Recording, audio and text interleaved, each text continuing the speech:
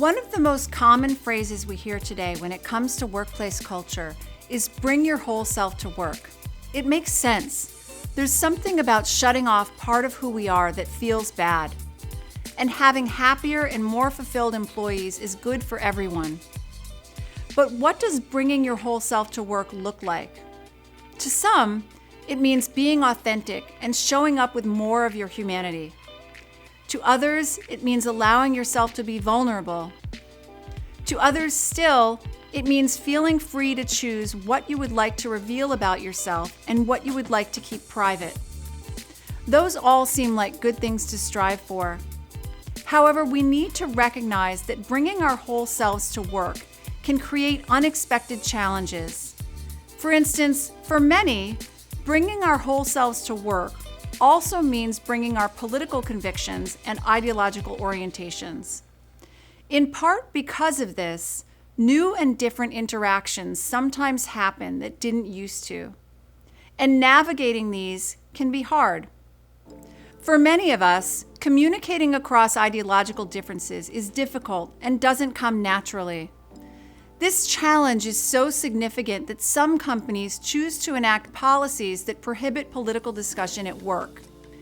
Even then, however, it's difficult to avoid these challenges completely. Let's talk about why. For one thing, even if political conversations are banned, you may become aware of a coworker's political or ideological affiliation in other ways, like through their social media. If their opinions are objectionable to you, this knowledge might lead to tension. In other words, the totality of who people are and what they think and believe is not contained to the words they utter in the workplace. Perhaps more challenging still, even if we are told to take political issues off the table, we will struggle to come to an agreement on which topics fall under that label. To some people, political refers to all issues that are controversial or tied to any social problem. This includes any discussion of the causes and solutions to those problems. In this line of thinking, a discussion of, for instance, the racial wealth gap is political. Others lean toward a narrower definition. For instance, political topics are those that focus on differences in who or what someone voted for at the ballot box. In this case, a conversation about the wealth gap isn't political. It's about fairness and equity.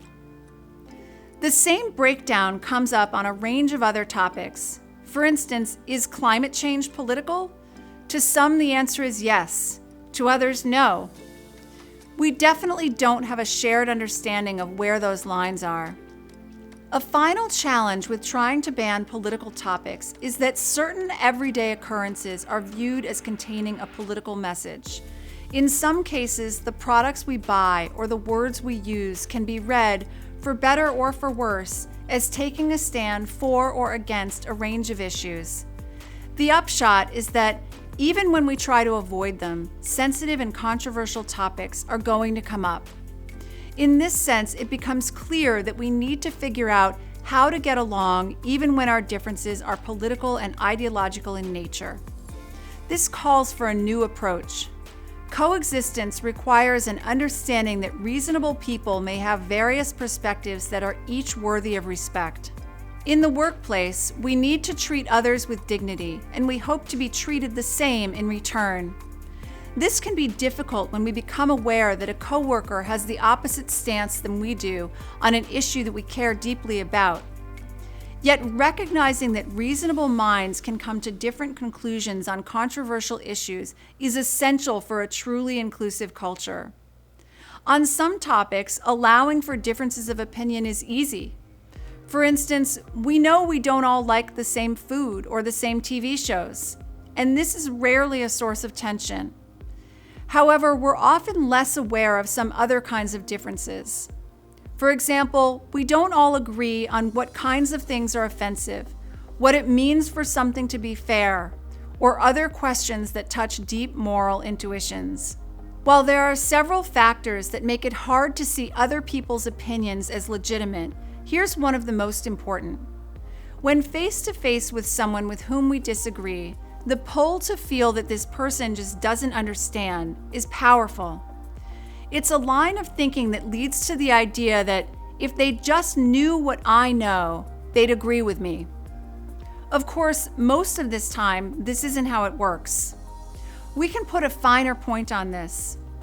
If people can have the same information and still disagree, then for many of the most sensitive and controversial topics, simply getting everyone on the same page with respect to what they know won't bridge divides.